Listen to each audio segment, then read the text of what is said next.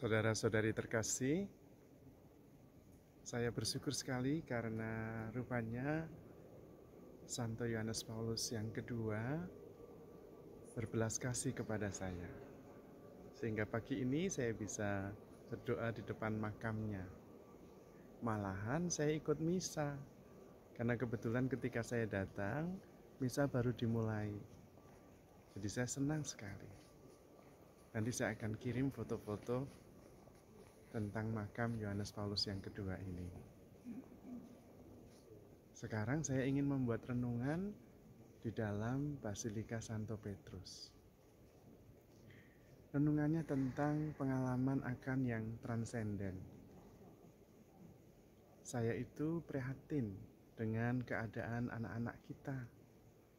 Anak-anak kita itu banyak yang kemudian stres, depresi, tidak mampu bergaul, dan tidak mampu mengendalikan emosi.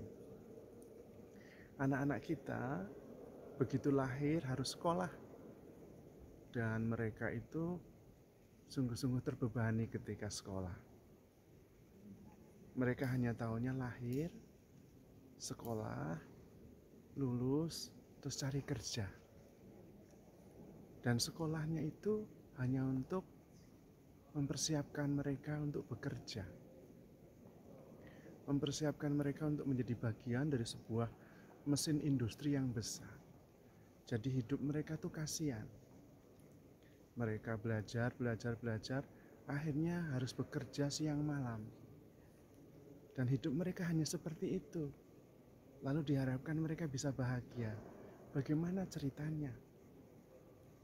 Maka sebetulnya saya prihatin. Hidup itu lebih luas daripada belajar dan bekerja. Apalagi menyiapkan diri untuk menjadi salah satu unsur kecil dari sebuah perusahaan besar. Maka sebetulnya kasihan. Hidup itu lebih luas, hidup itu lebih kaya, hidup itu lebih besar daripada sekedar belajar dan bekerja. Dalam bayangan saya, setiap orang itu mempunyai tahap-tahap perkembangan. Salah satu perkembangannya adalah bahwa pada usia-usia tertentu, otak mereka itu dibiarkan berkembang penuh, utuh. Jangan belum sudah dijejali dengan sebuah sistem belajar yang hanya diarahkan untuk menjadi pekerja. Kasihan. Mereka harus diajak untuk bisa melihat kehidupan ini lebih besar daripada yang mereka alami, mereka bayangkan.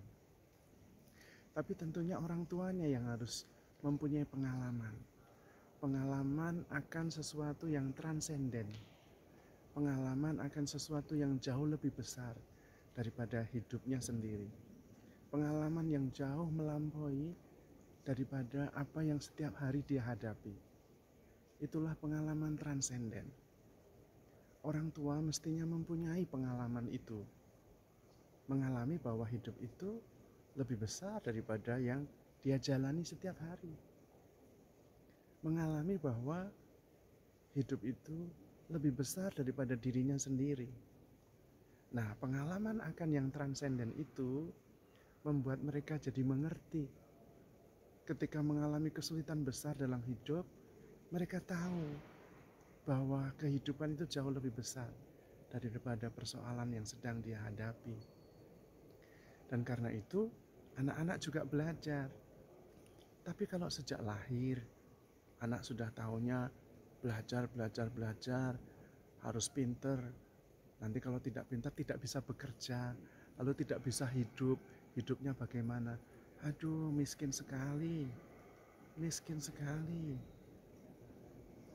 Setiap orang harus mempunyai pengalaman yang transenden, yang ilahi. Sehingga dia sadar bahwa dirinya lebih besar daripada hidup yang setiap hari dia jalani. Semua orang suci, semua orang besar mengalami peristiwa transenden itu. Sayang banyak di antara kita yang tidak punya pengalaman itu. Maka mari kita mohon rahmat Tuhan supaya kita mempunyai pengalaman transenden.